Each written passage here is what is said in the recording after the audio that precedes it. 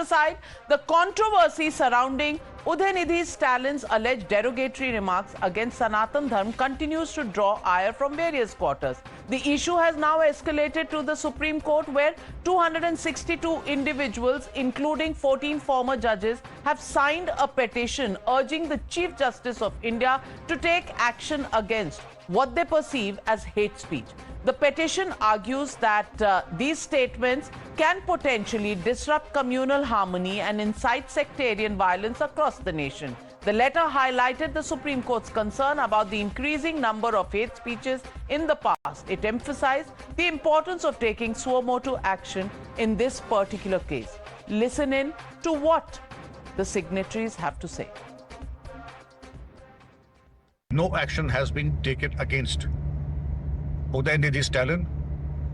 So we strongly recommend that it is not only a contempt of the Honorable Supreme Court, a case be registered against Udhayanidhi and should be investigated by a police force outside Tamil Nadu.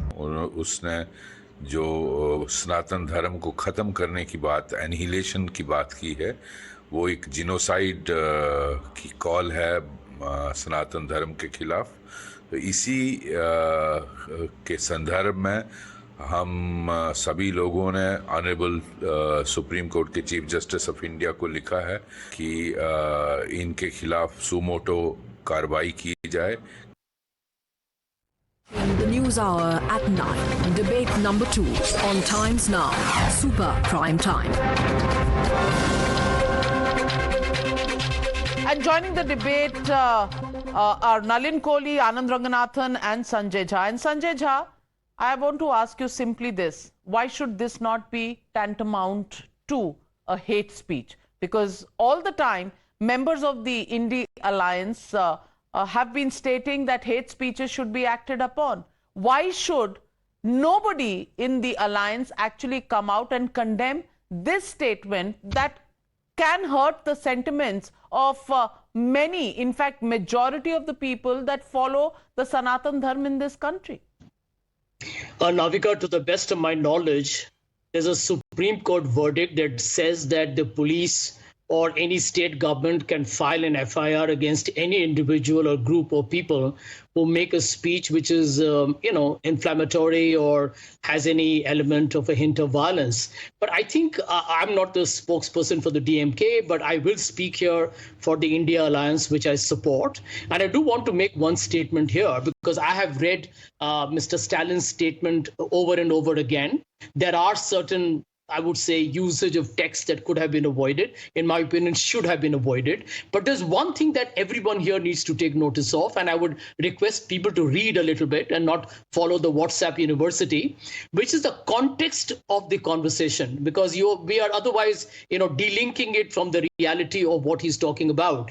If you follow the history of the Tamil Nadu politics, and I've been a student of history, in Tamil Nadu, the impact of Periyar Ramaswamy, the entire justice movement, his whole effort at actually looking at, and he was both anti-religion and anti-caste. And these have had huge ramifications on the politics of Tamil Nadu. Both I completely understand that. Follow what you will. Don't hurt the beliefs of others. That's all there is to it. And would they look at the context? Had somebody made such a statement, either from one of the saints on this side? They've always had a problem with the dharm sabhas that happen, or even from the BJP Nalin Kohli. Would they be looking at the context then?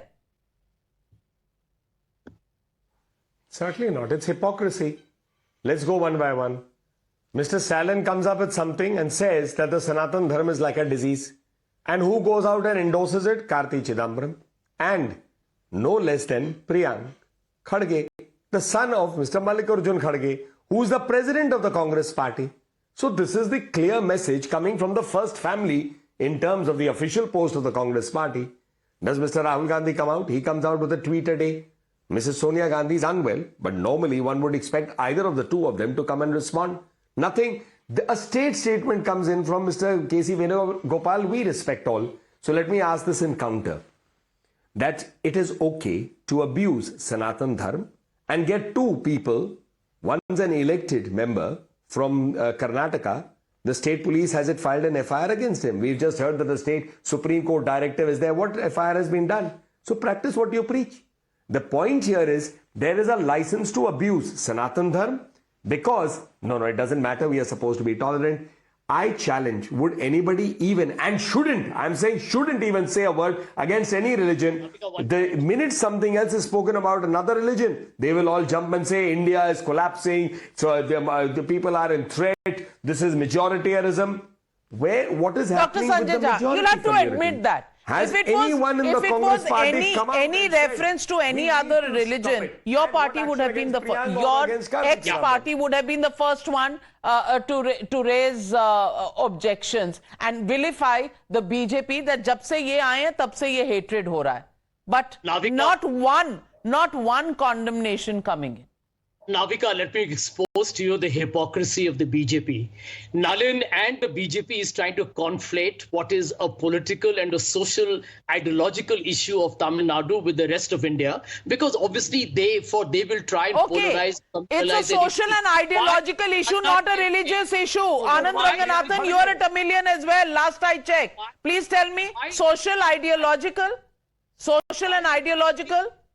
No, why is it Navika, now Sanjay, I didn't interrupt you. Sanjay, please, thank you. Why isn't Anna DMK Navika, speaking on the subject? Sanjay, please. Okay. Thank you. Now, Navika, it is not enough that we merely oppose Judaism.